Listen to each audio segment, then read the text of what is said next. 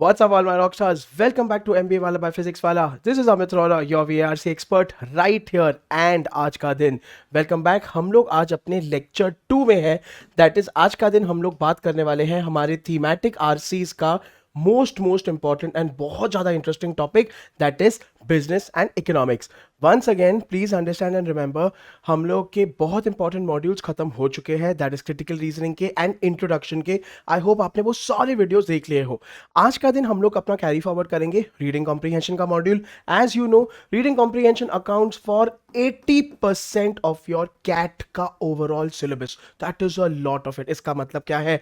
RC से प्यार कर लो, इकरार कर लो, ठीक है। सो हम क्या करेंगे, एक एक सेशन में डिफरेंट टाइप्स ऑफ आरसीज को आपको ओरिएंट करेंगे, आपको सिखाएंगे, उसके टिप्स एंड ट्रिक्स देंगे, so that you become comfortable with all possible topics in the world, ठीक है। क्या करेंगे आज के वीडियो में? छोटा सा वीडियो है, एंड तक रुकना। पहली बात तो आपको इंट्रोडक्शन दे देंगे business and economics based passages में क्या क्या आता है, so that you feel comfortable. इसके अलावा 100% स्ट्रैटेजीज एंड टिप्स। अगर अमित सर बोलते हैं स्ट्रैटेजीज एंड टिप्स, इसका मतलब है how can you score 100% marks, that is most important. So definitely ये सब ध्यान से सुनना।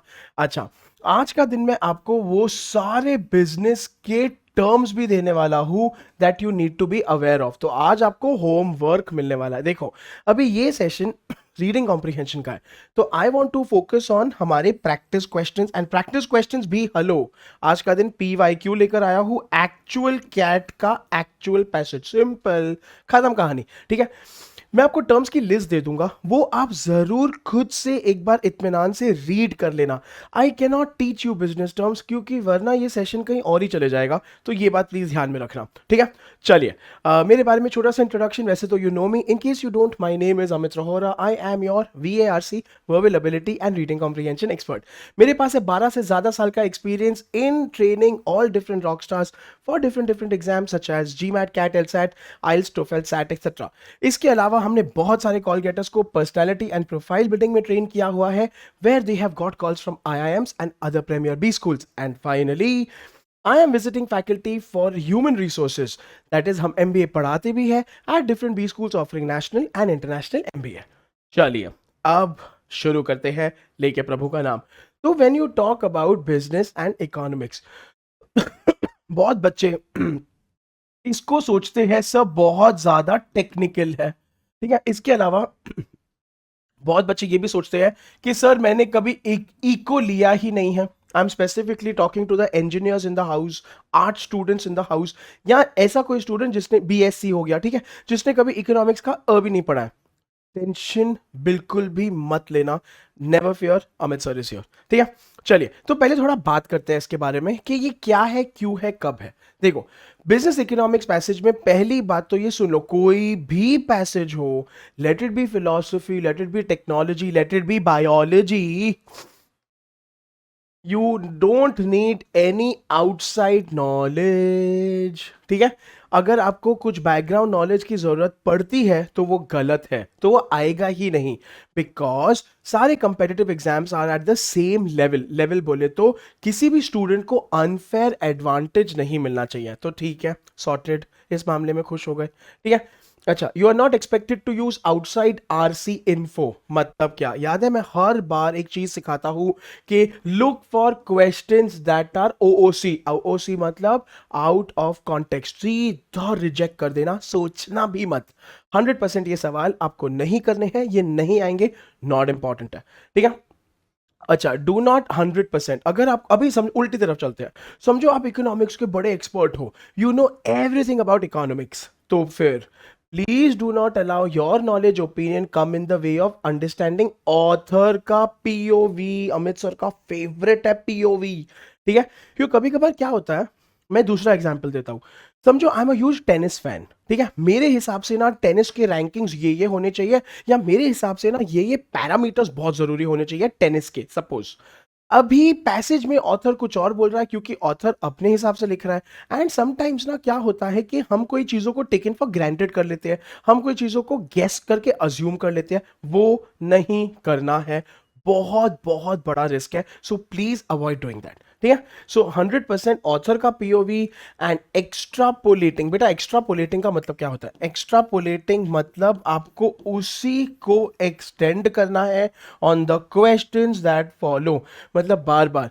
सिंपल फंडा है, ठीक है। मैं यहाँ पे अंडर आपके लिए हाईलाइट कर देता हूँ इंपॉर्टेंट चीजें कि हमें आउटसाइड नॉलेज नहीं रखनी है, आउटसाइड आरसी इन्फो नहीं लाना है, तो टेंशन नहीं लेना है। अगर आपके पास नॉलेज है विच इज गुड, ठीक है, प्लीज रिमेंबर ये अंडरस्टैंडिंग में आपको नहीं फर्क पड़ना चाहिए। आपको खाली ऑथर का पीओवी समझना है एंड उस चीज को एक्स्ट्रापोलेट मतलब कि आपको उस चीज को एक्सटेंड करना है to all the questions. That's all.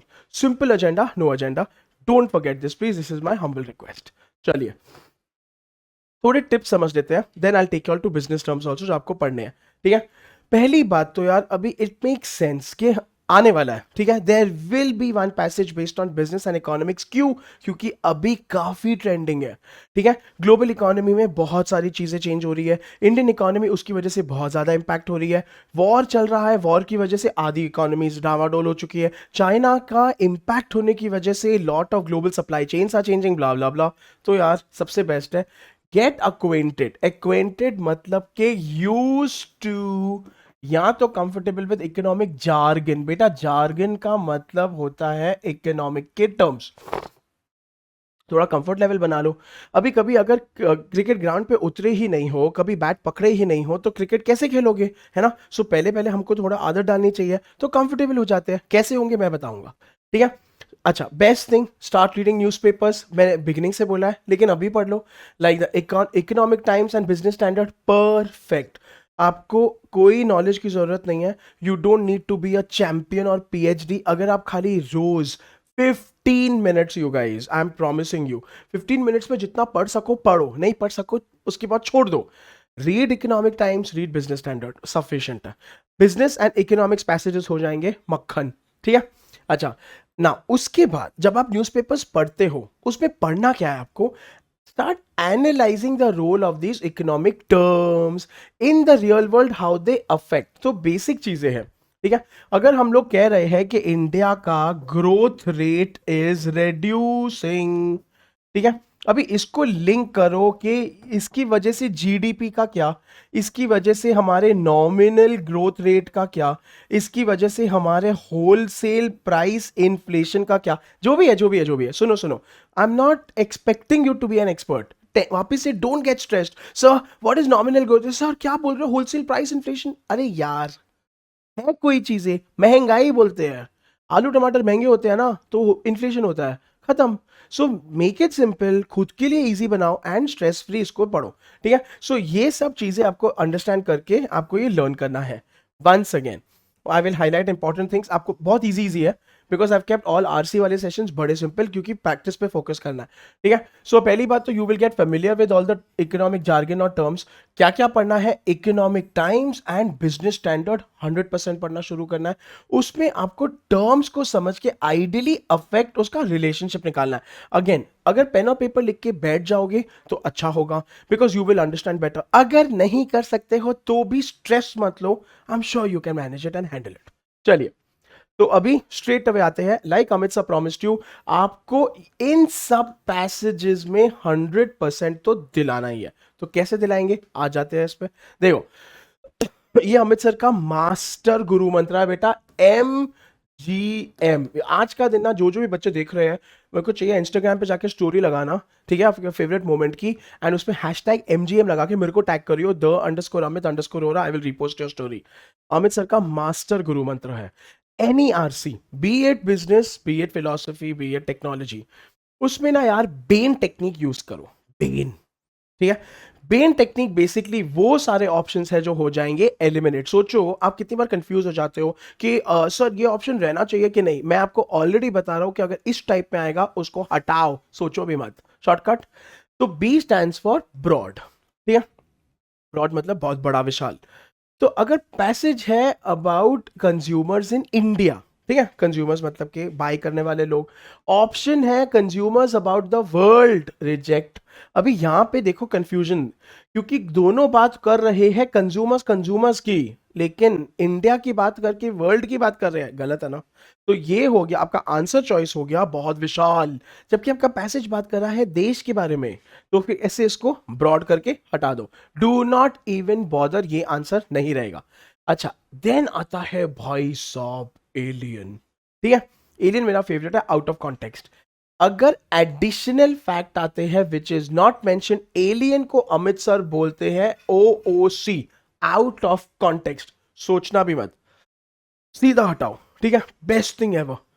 तो अगर आपका आंसर ऑप्शन अचानक कोई बाहर का इंफॉर्मेशन ले आए, बाहर का फैक्ट ले आए, बाहर का नॉलेज ले आए, सीधा बिना सोचे समझे उसको हटा के एलिमिनेट कर सकते हो।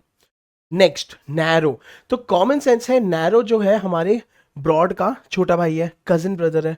ठीक है, अभी इसका भी सुनो। अगर ऑप्शन है बहुत ही ज्यादा नैरो, जैसे कि क्वेश्चन बोल रहा है essence of the passage, option doesn't conclude the overall picture, इसका मतलब क्या है? आपका क्वेश्चन बोल रहा है कि mark what is the essence, essence का मतलब होता है समरी, एसेंस का मतलब होता है मेन आइडिया, ठीक है, सारांश। एंड आपका आंसर ऑप्शन जो है वो ना एक पार्ट ऑफ द पैसेज में से दिया है, या पैराग्राफ 1 में से दिया है, या पैराग्राफ 2, 3, 4 में से दिया है, तो ये गलत है। तो आपका जो कॉन्सेप्ट है वो बहुत बड़ा है, आंसर ऑप्शन बहुत छोटा है, समझ लो उल्टी बात है। अगर आपका पैसेज बोल रहा है कंज्यूमर्स ऑफ द वर्ल्ड, और आपका ऑप्शन बोल रहा है कंज्यूमर्स इन इंडिया, गलत है। ठीक है, क्योंकि ये नैरो हो गया। सीधा ऐसे ऑप्शंस को हटाओ हमेशा, don't even think about it. ये स्पेसिफिकली मेन आइडिया सवाल में बहुत ज्यादा आएंगे, सो बी केयरफुल, 100% आएंगे ये। ठीक है, एंड फाइनली आता है एग्जैजरेटेड। भाई साहब ये भी बहुत बढ़िया है। ठीक है, एग्जैजरेटेड मतलब कि ना हद से ज्यादा पार झूठ बोलना। ठीक है, पैसेज में हो गया जैसे कि some people slept in the classroom, passage बोल रहा है कुछ बच्चे क्लासरूम में सो गए। आपका ऑप्शन बोल रहा है everyone slept in the classroom, इसको Amit sir also says. Exaggerated से एक और वर्ड आता है एक्सट्रीम, हटाओ। ठीक है, जब भी आपका ऑप्शन बोले ऑल, नेवर, ऑलवेज, नन, हमेशा red flag, RF, red flag, red flag, ये जलते रहना चाहिए, बत्ती जलनी चाहिए। Because then you have to think क्या ऐसा पैसेज बोल रहा है, and as a paper setter मैं एक ऑप्शन आपको ऐसे दे दूंगा, व्हाई नॉट। ठीक है, so once again I quickly summarize. हमने इस स्लाइड में कौन से पॉइंटर्स पढ़े? पहली बात तो ब्रॉड को हटाओ। ठीक है, ब्रॉड का मतलब होता है अगर पैसेज कुछ छोटी बात बोल रहा है, ऑप्शन कोई बड़ी बात बोल रहा है। देन एलियन की बात आती है, तो किसी भी प्रकार की न्यू चीज या अमृतसर के हिसाब से आउट ऑफ कॉन्टेक्स्ट जो आता है उसको हटाओ। ठीक है, नैरो के केस में अगर आपका ऑप्शन ही बहुत छोटा सा है एंड क्वेश्चन बड़ा सा दिया है, या क्वेश्चन है मेन आइडिया, समरी, टाइटल, लेकिन आपका ऑप्शन एक पार्ट ऑफ द पैसेज से आ रहा है, हटाओ। एंड फाइनली एग्जैजरेटेड मतलब कि झूठ बोलना या तो एक्सट्रीम।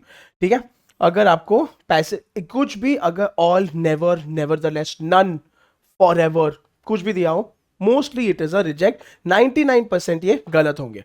तो मैंने अभी आपको बहुत कीला शॉर्टकट्स दिया है, I hope this is making sense. मैं आपको लिटरली एक क्वेश्चन बैंक दे रहा हूं आंसर्स के, मतलब कि ऐसे प्रकार के आंसर्स आ रहे हैं, मजा आ रहा है, तो जल्दी जल्दी जाके कमेंट सेक्शन में एक हार्ट दे दो। ठीक है, एक स्माइली दे दो, एक मसल दे दो, कोई भी एक इमोजी दे दो कि that you are enjoying and that you are understanding the session. ठीक है, चलो, थैंक यू सो मच। अच्छा, अभी कैसे क्रैक करोगे इकोनॉमिक्स के पैसेजेस अगर इकोनॉमिक्स के बारे में पता ही नहीं है? ऐसे, ठीक है, तो थोड़े थोड़े टर्म समझ लेते हैं यार, हाउ डिफिकल्ट इज इट। ठीक है, so please read up about micro economics. Micro economics में आता है डिमांड सप्लाई, माइक्रो इकोनॉमिक के इंडिकेटर्स, यार इंडिकेटर्स बड़े इंपॉर्टेंट होते हैं। इंडिकेटर्स का मतलब होता है पैरामीटर्स, कि मतलब कैसे पता चलता है कि इकोनॉमी बढ़ रही है, घट रही है, चढ़ रही है, प्रॉफिट हो रहा है, देश में पैसा आ रहा है। ठीक है, मैक्रो इकोनॉमिक्स, तो माइक्रो हो गया छोटा, मैक्रो हो गया बड़ा। माइक्रो इकोनॉमिक्स में इंडियन इकोनॉमी की प्लानिंग कैसे होती है, बजटिंग कैसे होते हैं। ठीक है, नीति आयोग करता क्या है, कुछ तो है नीति आयोग, ठीक है, क्या है वो आपको पढ़ना है, ज्यादा डिफिकल्ट नहीं है। इकोनॉमिक ग्रोथ क्या है, नेशनल इनकम, यस, ठीक है, there is gross domestic income, national income, local income, per capita income, ये सब चीजें। अच्छा, money, banking, finance, tax structure, capital market, bond market, यार एक छोटा छोटा इन सब के बारे में पढ़ के जाओ, तो यू विल नॉट फील अचानक ही ना एग्जाम में, ओ भाई ठीक है, यू विल बी कंफर्टेबल। वापस से आपको एक्सपर्टीज नहीं करना है, don't let this stress you out. मैं आपको खाली इसीलिए मैंने ये प्लान किया है जहां पे हम अलग अलग, जैसे भी फिलॉसफी पे आऊंगा तो आपको फिलॉसफी की बुक्स भी दूंगा कि इनमें से एक बुक तो पढ़ लो यार, तो ना आप फिलॉसफी के माइंडसेट से फेमिलियर हो जाओगे, वो टाइप से फेमिलियर हो जाओगे। गुड है, ठीक है। एग्रीकल्चर बहुत इंपॉर्टेंट है, एग्रीकल्चर भाई साहब, because India is a land of, it's agrarian economy, ठीक है। Industry, external sector, inflation critical है। प्याज और अगर टमाटर महंगे होते हैं पूरी हमारे देश में भाई एकदम प्रॉब्लम आ जाती है। So yes, you should know inflation, ठीक है। Development programs in India, poverty, yes. गरीबी इतनी ज्यादा फैली हुई है, अगर आप पॉवर्टी के बारे में नहीं पढ़ोगे कैसे चलेगा। And obviously unemployment, because you yourself are the youth, you yourself are going to be seeking employment, तो पता तो होना चाहिए। तो मैंने आपको यहाँ पे एक लिस्ट दे दी है, लिटरली इनको गूगल करके जो पहली लिंक आती है, विकीपीडिया, अगर विकीपीडिया भी आती है पढ़ लो, लेकिन ऊपर ऊपर से स्कैन करना है, नोट्स भी नहीं बनाने, खाली कंफर्टेबल होना है। एंड अगर वो भी मेहनत नहीं करनी, सुनो, एवरी डे इकोनॉमिक टाइम्स और बिजनेस स्टैंडर्ड एक न्यूज़पेपर पढ़ना है, बस खत्म, ठीक है। अभी अगर वो भी नहीं करोगे तो हम तुम्हारी पिटाई करेंगे, ठीक है। चलो, अच्छा, जार्गन, यार ये जार्गन बड़ा इंटरेस्टिंग है। तो जार्गन होते हैं वो सारे डरावने शॉर्ट फॉर्म्स, ठीक है, समथिंग दैट इज टेक्निकल, तो वो हम लोग पढ़ेंगे, आ जाओ, ठीक है। सो 100% पहले पहले तो आता है जीडीपी, जो अच्छों को भी नहीं समझता है भाई साहब, ठीक है। इट्स लाइक जीएसटी, हाँ बाप रे, ठीक है। तो नॉमिनल जीडीपी क्या होता है, PPP which is purchasing power parity क्या होता है, ठीक है। सो मतलब कि ना ये सब चीजों का खाली बेसिक समझना है। अच्छा, quarterly growth, percentage increase, percentage points, थोड़ा काइंड ऑफ कॉन्सेप्ट्स क्या है। की रेशियोज में, की रेशियोज ये सारे आरबीआई रिलीज करता है, बैंकिंग वाले, तो बैंक्स में ये बहुत होता है, and of course banks are very important. तो सीआरआर क्या है, एसएलआर क्या है, repo rate, reverse repo rate, bank rate, ये सब बोरोइंग और लेंडिंग के टर्म्स होते हैं। ये आपके इन्फ्लेशन पे निर्धारित होते हैं, मतलब कि अगर इन्फ्लेशन बढ़ता है बढ़ता है बढ़ता है तो बैंक इंटरेस्ट रेट बढ़ाते बढ़ाते बढ़ाते जाता है, अगर गिरता है तो गिराते जाता है। देखो ये रिलेशन भी अगर आपको समझ गया ना, एग्जाम में फोड़ दोगे, ये मेरा प्रॉमिस है, दैट इज गुड, ठीक है। बैलेंस शीट में थोड़ा एसेट्स क्या होते हैं, लाइबिलिटीज क्या होते हैं, current ratio, working capital, goodwill, non performing assets, NPA. Once again just common knowledge, no in depth knowledge, लेकिन ऊपर ऊपर से पता होना चाहिए। Monetary policy, fiscal policy, money में, ठीक है, ओ भाई M0 to M4 के मतलब के ये लेवल्स होते हैं, टाइप्स होते हैं, बट थोड़ा एक बार पढ़ लो यार, बहुत आसान है। अभी तो डिजिटल करेंसी आने वाला है, quantitative easing, OMG very important, QE, ये शुरू हुआ था हमारे रिसेशन ऑफ यूएस के साथ 2008 में। बड़ा बड़ा ये ना QE वाज लाइक एकदम ज्यादा वाइड स्प्रेड टर्म था। उसके बाद ये आते गया आते गया आते गया, अभी तक चलते आ रहा है क्योंकि रिसेशन अभी तक चल रही है। So you should just know something about it, पढ़ लेना, बहुत interest, actually these are very very interesting. तो इसको ऐसे कभी सोचना ही मत कि ओ माय गॉड सर कितना बोरिंग है, एक्चुअली इंजॉय करो, ठीक है। Demand supply, producer surplus, consumer surplus, budget terms, taxation में direct indirect taxes very important, क्योंकि देखो बेटा कहीं ना कहीं आप अगर जॉब करते हो तो आप भर रहे हो टैक्सेस, अगर आपके पेरेंट्स 100% बिजनेस वाले हैं भर रहे हैं, ठीक है, and if they are working वो लोग भर रहे हैं, you should know about it, ठीक है। जीएसटी जितनी बार खाने जाते हो बाहर, पार्सल आता है घर पे खाने का बेटा, उस पर जीएसटी लगता है, डोंट फॉरगेट, तो पढ़ लो। State GST, centre GST, IGST, revenue deficit, fiscal deficit, all these terms are important.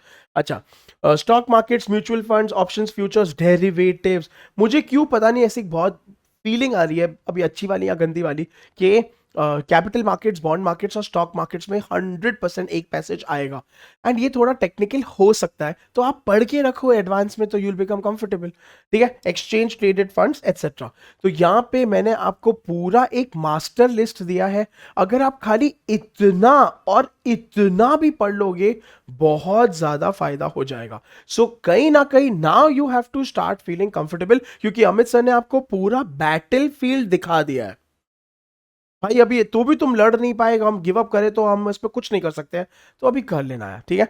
फिर से if you are feeling a little bit more confident and if you are feeling a little bit motivated now कि yes sir मैं करूंगा, जाओ comment section में आग लगाओ, fire emoji दे दो अभी, जल्दी जल्दी अमित सर को, मेरे को देख के खुशी होगी। ठीक है, कि मेरे रॉक स्टार्स एकदम जोश में आ गए। चलो finally, as I always tell you यार, प्रैक्टिस करे बिना कुछ नहीं उखाड़ने वाले हो, क्योंकि आई विश मैथ्स और क्वांट जैसे मैं आपको आरसी के लिए फॉर्मूला दे सकता कि ना ए प्लस बी होल स्क्वायर का यही आंसर होगा, नहीं है। मेहनत करनी पड़ती है, हम क्या करें, तो प्रैक्टिस। ठीक है, so learn the concept topics as mentioned above. तो मैंने आपको जो पूरा लिस्ट दिया है मैक्रो माइक्रो जार्गन का, रीड थ्रू न्यूज़पेपर ईटी में, ठीक है, एवरीडे पढ़ो 45 अगर रोज पढ़ सकते हो, पर मैं फिर भी बोलूंगा ये आइडियल है, थियोरी है, अगर नहीं कर सकते हो तो 15 मिनट ही पढ़ो यार, बहुत फर्क पड़ेगा। देखो बेटा, अभी तुम जीरो लेवल पे हो, बिल्कुल नहीं पढ़ रहे हो, तो उससे 15 मिनट पे पढ़ोगे तो बहुत बढ़िया। अगर 15 मिनट पढ़ रहे हो, हाफ एन आवर करो, तो बढ़ा सकते हो तो बढ़ाओ। ठीक है, even if the content may appear too technical, remember it's okay, थोड़ा टाइम देके शांत वे से सॉल्व करना है। तो हम लोग ये सारे पैसेजेस के उसमें हमारा यही उद्देश्य है कि आपको कराएंगे neutral, you will be comfortable, जो आए तोड़ देंगे, दैट काइंड ऑफ एटीट्यूड। ठीक है, दैट्स ऑल, डन। तो ज्ञान आपको ज्यादा नहीं देंगे क्योंकि ज्ञान इज बोरिंग, लेकिन प्रैक्टिस करेंगे क्योंकि we are here to practice. चलिए, तो मैं लेके आया हूं प्रॉपर प्रॉपर भाई साहब कैट का पीवाईक्यू, एक्चुअल वाला। ठीक है, सो पीपल देख लो, बिजनेस इकोनॉमिक्स में है। This is slide number 1, this is slide number 2, this is slide number 3 and this is slide number 4। CAT है यार, एंड उसके बाद आपके होंगे सवाल। अभी सारे के सारे जो मेरे एडवांस लेवल के बच्चे हैं, आप लोग मेरे को म्यूट करके या आप लोग खुद से पढ़ सकते हो। जो बिगिनर है और इंटरमीडिएट लेवल के बच्चे हैं, प्लीज मेरे को ऑब्जर्व करो और देखो मैं कैसे अप्रोच करता हूं। Let's start. मैं स्क्रीन से हट गया हूं ताकि you can read it comfortably, पढ़ो। The World Trade Organization was created in the early 1990s, तो नाम आ गया, डेट आ गई, as a component of the Uruguay round negotiation.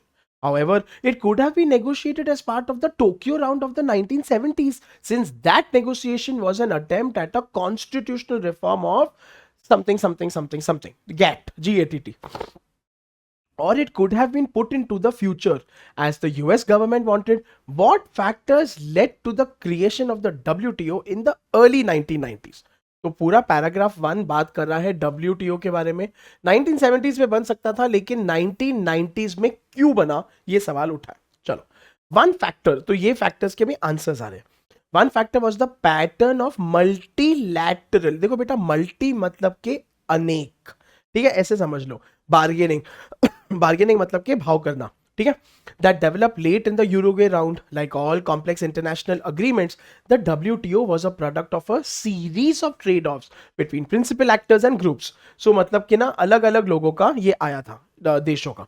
For the United States, which did not want a new org, the dispute settlement part of the WTO package achieved its long-standing goal of a more effective and more legal dispute settlement system. तो यहाँ पे अभी US के लिए आया कि US के लिए ना डिस्प्यूट सेटलमेंट, डिस्प्यूट मतलब कि झगड़े सेटल करने का अच्छा सिस्टम आ गया।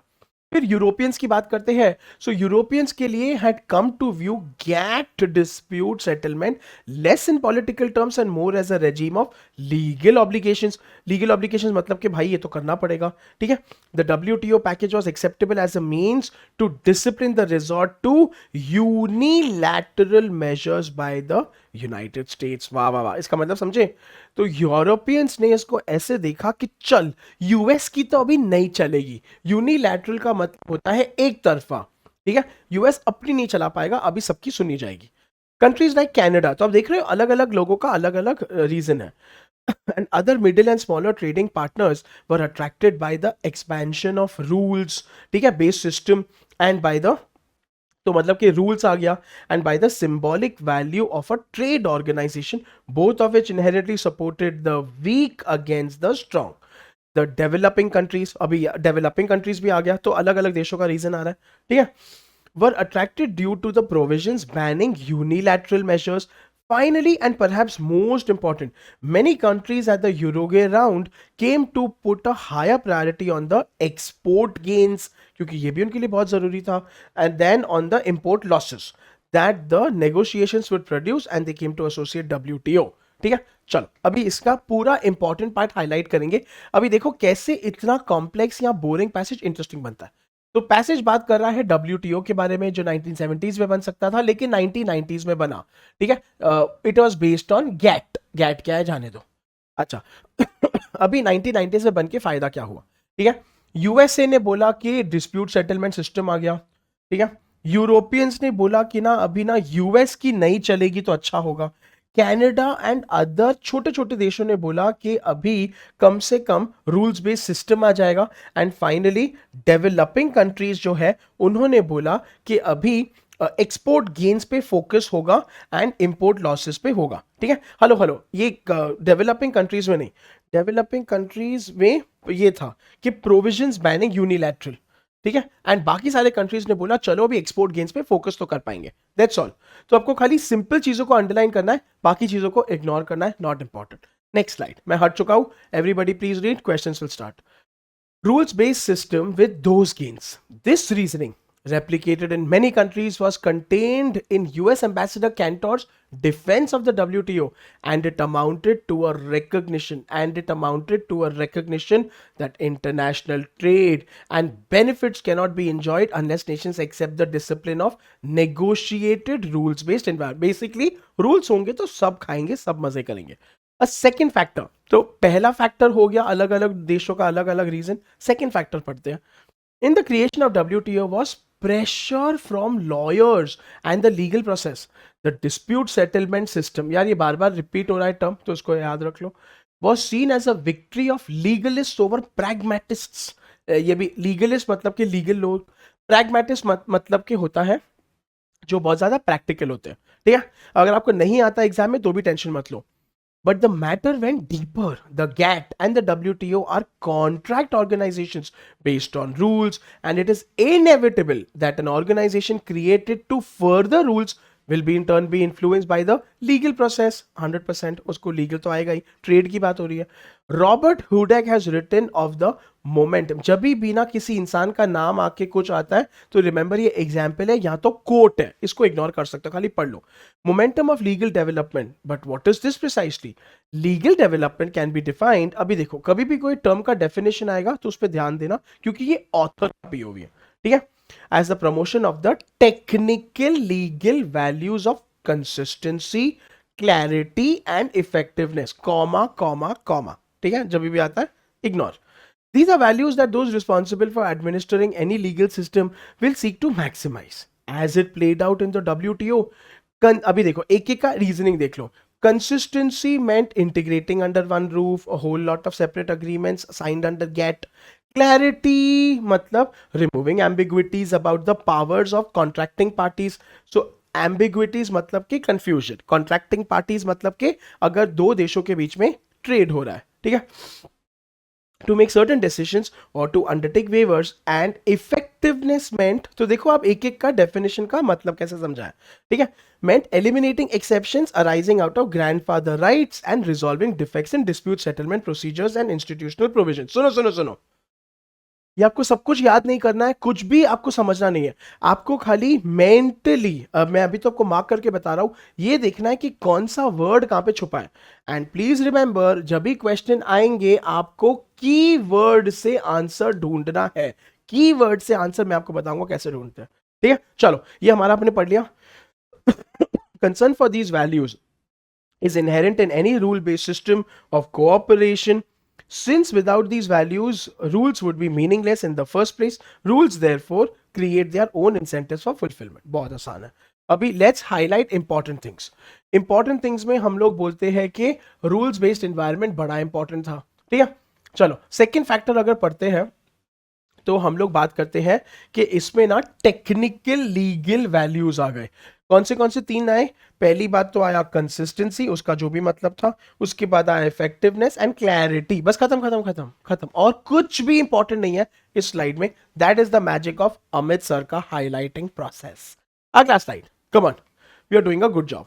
चलो, the momentum of legal development has occurred in other institutions also, most notably in the European Union। तो अभी हम लोग न्यू चीज के बारे में बात कर रहे हैं। Over the past 2 decades of the European Court of Justice (ECJ), ठीक है, अभी ECJ का कॉन्सेप्ट आ गया, has consistently rendered decisions that have expanded incrementally the EU का internal market, in which the doctrine of mutual recognition, देखो बेटा doctrine मतलब कि ना एक दिशा, एक डिक्टेट, एक प्रकार का रूल ऑफ म्यूचुअल रिकॉग्निशन करके कुछ है, handed down in the case of Cassis de Dijon in 1979 was a key turning point. यार ये जरूरी है क्योंकि ना इस पे अपने फोकस किया है। की टर्निंग पॉइंट मतलब बहुत इंपॉर्टेंट, ठीक है। The court is now widely recognized as a major player in European integration, even though arguably such a strong role was not originally envisaged in the Treaty of Rome, which initiated the current EU.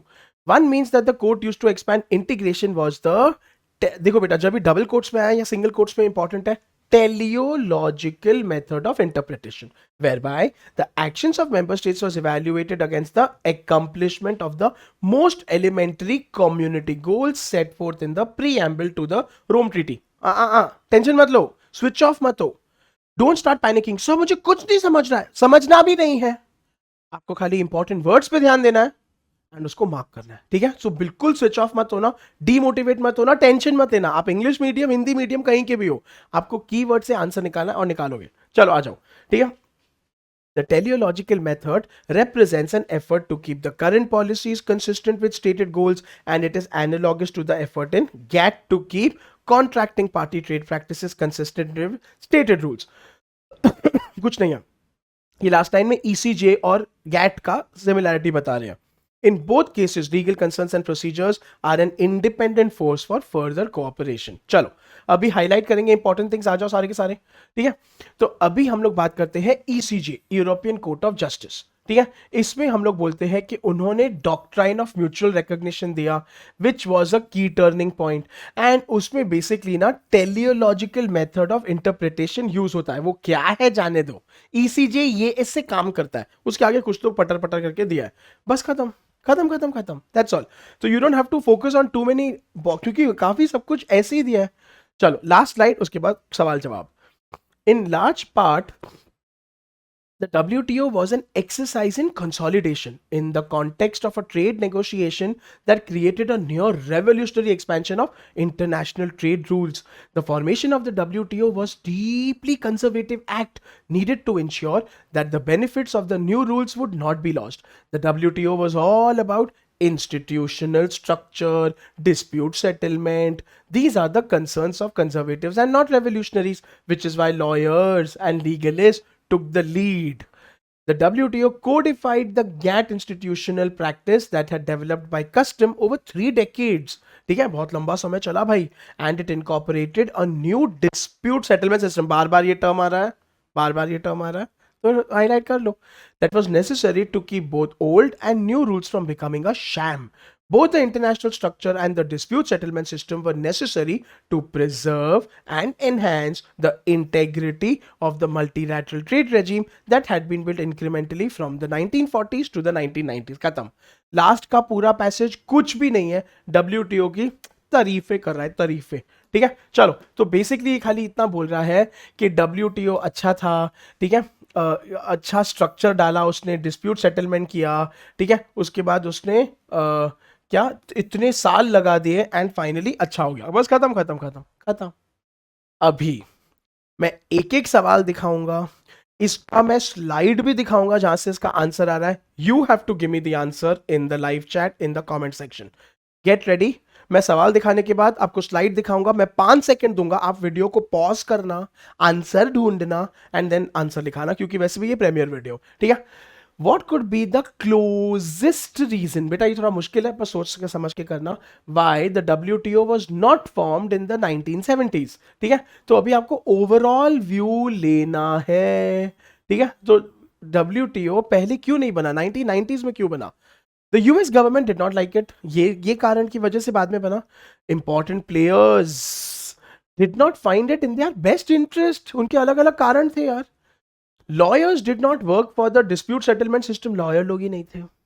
या तो Tokyo round negotiation was an attempt at constitutional reform, ठीक है। तो अभी आपको करना क्या है, ठीक है, आपको जाके WTO के बारे में ढूंढना है 1970s में, ठीक है, फॉर्म्ड वर्ड ढूंढना है, WTO वर्ड ढूंढना है आपको। इस पे मेरे को बताना है कि बिकॉज US गवर्नमेंट की वजह से नहीं बना, ठीक है, या तो अलग अलग देशों को नहीं चाहिए था, इसकी वजह से नहीं बना, उनके रीजन दिए गए हैं, लॉयर्स का रीजन दिया गया है, या तो टोक्यो राउंड का रीजन दिया गया है, ठीक है। चलो now I am showing you the slide.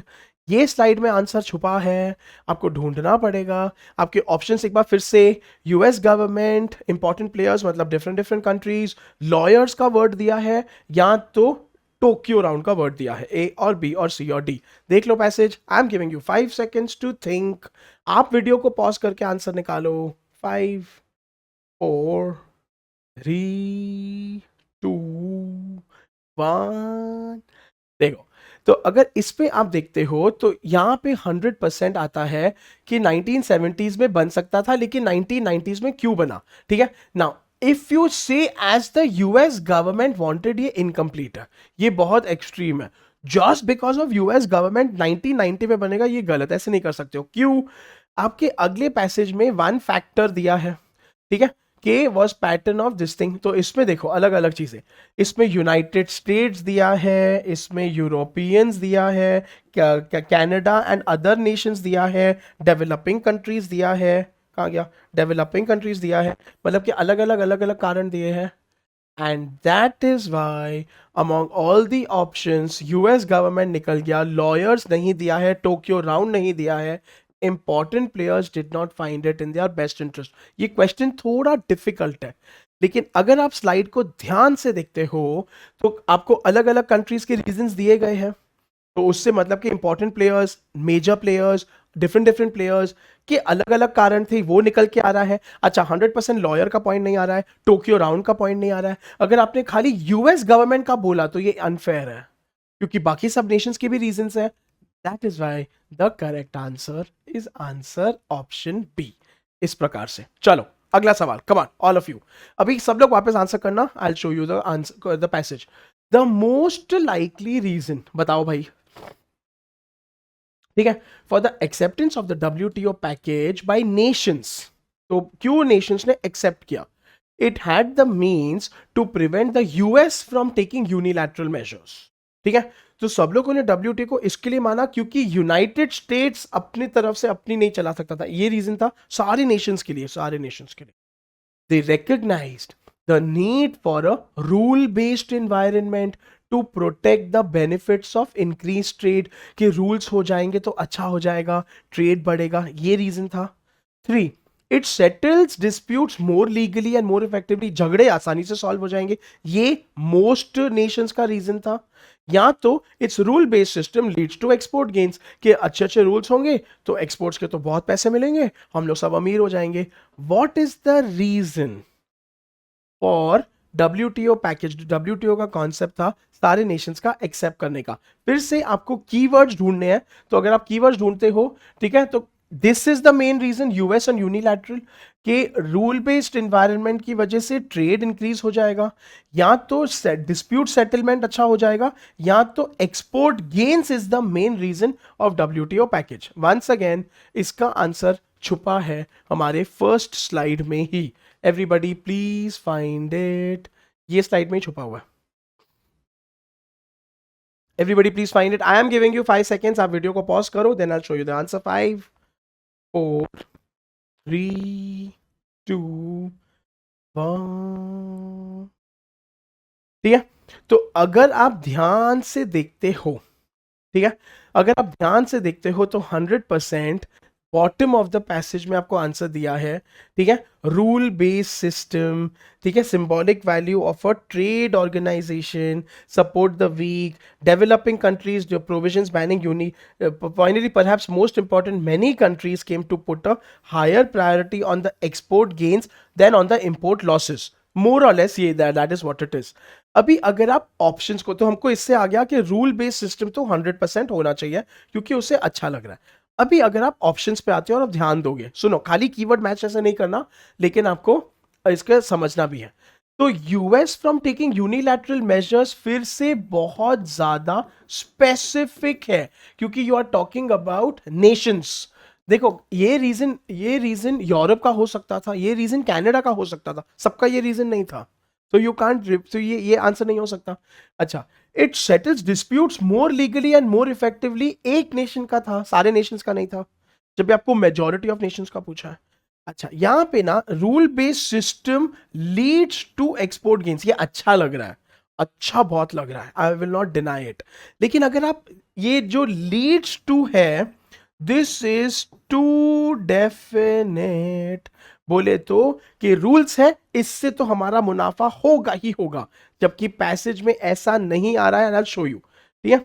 Rule based system ऊपर आ गया है, by the way. Rule based system does not lead to export gains.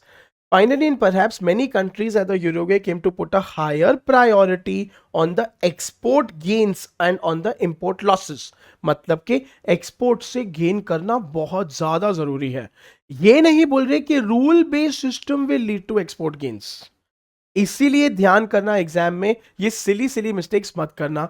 This is wrong and this is the answer. ये ऑप्शन आपका बचा finally, ठीक है। So again ध्यान से करना है खाली। एंड अच्छा, ऊपर से आंसर ऑप्शन 2 मॉडरेट। मॉडरेट मतलब कि प्यारे वे से, उसको सुंदर वे से समझाया कि ऐसे करने से ऐसा हो सकता है, जबकि डी बोला ऐसा ही होगा, तो बी केयरफुल, रेड फ्लैग है। That is why the correct answer दिया है आपके पैसेज में, and the answer is answer option B. So once again मैं आपको समझा रहा हूं कि आपको आंसर को देखो बेटा, आंसर ना डायरेक्टली नहीं मिलेगा, कीवर्ड से मिलेगा, लेकिन आपको आंसर जो है इन्फर करना पड़ेगा, इवैल्यूएट करना पड़ेगा, और आपको ऑप्शंस जो है एलिमिनेट करने पड़ेंगे। ये मेरा हम्बल रिक्वेस्ट है, तो ये प्लीज प्लीज करना, दैट इज इंपॉर्टेंट, ठीक है। चलिए अगला सवाल। You all are doing a great job, here we go. According to the passage, WTO promoted the technical legal values partly through, सीधा go to technical legal values का slide, उसमें answer आ जाएगा। Integrating under one roof agreement signed under GATT, कैसे technical legal values को promote किया, ठीक है। Rules that create their own incentive for fulfilment, तो इंसेंटिव वर्ड को देखो वहां पे है क्या, grandfather rights, exceptions and defects in dispute settlement. So ये ग्रैंडफादर वर्ड ढूंढ लो, वहां पे है क्या, या तो ambiguities about the powers of contracting parties to make certain decisions। तो अभी आपको ये लिंक करना है, WTO promoted through integrating, through rules, through grandfather, through ambiguities about the, आपको ये उससे भी लिंक करके रिलेट करना पड़ेगा, ठीक है। सो ए और बी और सी और डी आ गए, कीवर्ड्स आपके पास आ गए। दिस इज द पैसेज जहां पे दिया गया है आपका technical legal values. Once again 5 second दे रहा हूं, वीडियो को पॉज करो, आंसर ढूंढो और मेरे को बताओ। 5 4 3 2 1, ठीक है। सो अगर आप देखते हो तो टेक्निकल लीगल वैल्यूज इधर है, ठीक है।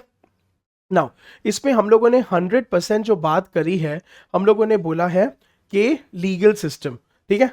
So integrating under one roof the whole lot of separate agreements, ये इसके सबसे पास में आ गया। So that can be the answer. Grandfather word नहीं आया है। अच्छा सुनो सुनो सुनो, एम्बिग्विटीज वर्ड आया है, नेक्स्ट लाइन में आया है, लेकिन एम्बिग्विटीज के आगे देखो क्या, removing ambiguities about the power. वो रिमूविंग वर्ड बहुत इंपॉर्टेंट है। अगर आप ऑप्शन देखते हो इसमें जस्ट एम्बिग्विटीज दिया है। ग्रैंडफादर तो निकल गया, नहीं आया है, ठीक है। इंसेंटिव फॉर फुलफिलमेंट नहीं आया है ही नहीं, वहां पे पढ़ा ही नहीं हमने, ये पढ़ा हमने। लेकिन एम्बिग्विटीज के केस में रिमूविंग एम्बिग्विटीज है बेटा, जो हटाना है वो हटाना है। आपने यहाँ पे रिमूविंग वर्ड नहीं लिखा है, थ्रू एम्बिग्विटीज, मतलब कि क्रिएट कर रहे हो कि निकाल रहे हो वो नहीं पता है। That is why the correct answer is answer option B, ठीक है। तो बेटा सुनो, आंसर ऑप्शन ए क्या बोल रहा हूं मैं, ठीक है। इंटीग्रेटिंग, हाँ sorry integrating under one roof, ठीक है। हाँ ए था, इंसेंटिव नहीं है, ग्रैंडफादर नहीं है, एम्बिग्विटीज नहीं है, आंसर ऑप्शन ए, ठीक है।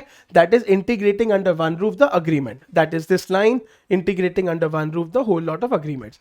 आई वॉन्ट यू टू, अगर नहीं समझ रहा है सुनो, वीडियो को रिप्ले करके ध्यान से देखना। मैं जब बिगिनिंग में पैसेज पढ़ रहा था, मेरे उस अप्रोच को देखना, हाईलाइटेड कॉन्सेप्ट्स को देखना, एंड फिर से बैठ के खुद से क्वेश्चंस को सॉल्व करके पैसेज में से ढूंढ के निकालना, आएगा, ये मेरा प्रॉमिस है, ठीक है। चलिए अगला सवाल, come on you are doing a good job.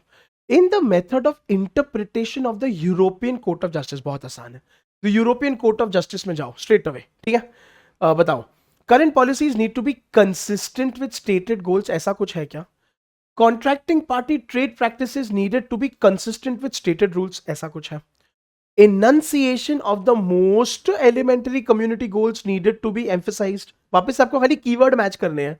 या तो actions of member states needed to be evaluated against the stated community goals, ECJ में क्या होना चाहिए। तो सुनो, अभी ना इसका स्क्रीनशॉट ले लो और उसको कंपेयर कर लो। आपको बेसिकली ढूंढना है ईसीजे के आसपास में, ठीक है, current policies, goals, contracting party trade practices, stated rules, या मोस्ट एलिमेंट्री कम्युनिटी गोल्स, या तो actions of member states evaluate against stated community goals. ये आपको इस हिसाब से ढूंढना है। Once again people, once again answer is given here. मैं दे रहा हूं ईसीजे, यहां पे दिया हुआ है, मैं आपको दे रहा हूं 5 सेकेंड्स। एवरीबडी ए या बी या सी और डी में से ढूंढो। People 5, 4, 3, 2, 1 and time is up. अगर आप इसमें देखते हो, ठीक है, बहुत आसान। पहली बात तो ईसीजे यहां पे आया है, ठीक है, द कोर्ट, हेलो कोर्ट। यहां पे आता है teleological method of interpretation. Teleological method में क्या है, actions of member states were evaluated against accomplishment of the most elementary community goals. अगर आप ध्यान देते हो तो actions of member states needed to be evaluated against stated community goals. बाकी करंट पॉलिसीज नहीं आया, कॉन्ट्रैक्टिंग पार्टी ट्रेड प्रैक्टिसेस नहीं आया, मोस्ट एलिमेंट्री कम्युनिटी गोल्स, पर मेंबर स्टेट्स कहां है, मेंबर स्टेट्स नहीं आया। This is how you find the answer, बस खत्म है। तो अगर आप ध्यान से देखो, आपको पहली बात तो उसको लोकेट करना है, आपको ऑप्शन को ध्यान से पढ़ना है, आपको सेंटेंस को ध्यान से पढ़ना है, उसको ऑप्शन से कंपेयर करना है। Highlighted part clearly is matching with that, ठीक है, and that is why the correct answer is answer option D। ये कैट का PYQ है। अगर आपको ये स्मूथली आ रहा है और समझ रहा है, आप तोड़ रहे हो। अगर आपको दिक्कत आ रही है, ये डिफिकल्ट है, ये आसान नहीं है, पर इसको ध्यान से देखोगे, समझोगे, आएगा। I want to show it to you कि ये बहुत मक्खन है। अप्रोच सही रखो खाली। चलिए एक और सवाल, the importance of Cassis de डिजॉन बताओ। तो खाली उसमें जाओ, ये जो केस था इसका इंपॉर्टेंस क्या था, ढूंढो, बहुत आसान है, उसके आसपास ही दिया है। Gave a new impetus to the momentum of legal development at the ईसीजे।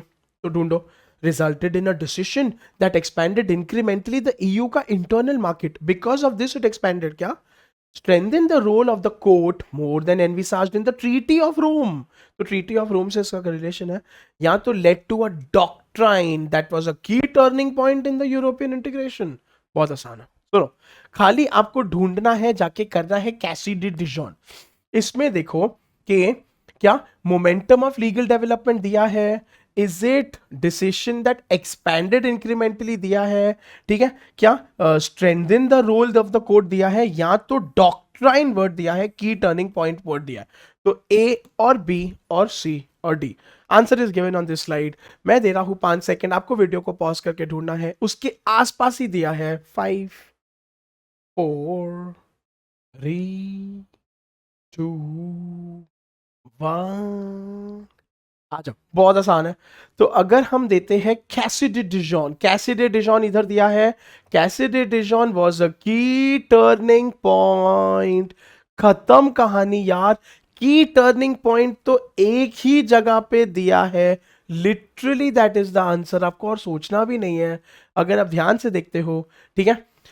In which the doctrine of mutual recognition handed down in the case was a key turning point.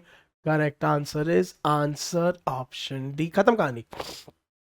बाकी जो भी है आगे पीछे ऊपर नीचे दिया है, लेकिन केस के रिलेटेड नहीं दिया है, उस लाइन में नहीं दिया है, वो आपको ध्यान देना है, ठीक है। That's all. सो 100% आपका होमवर्क वापस से होगा। द ब्यूटिफुल भर भर के डीपीपीज जो आएंगे बिजनेस और इकोनॉमिक्स पे, उसको दिल से सॉल्व करना, that is most important. Reference books के तौर पे you can definitely start solving Arun Sharma. CAT के PYQ सॉल्व करना शुरू करो। कमेंट सेक्शन में मुझे जरूर बताना, are you enjoying the videos, आपको और कौन से वीडियोस चाहिए।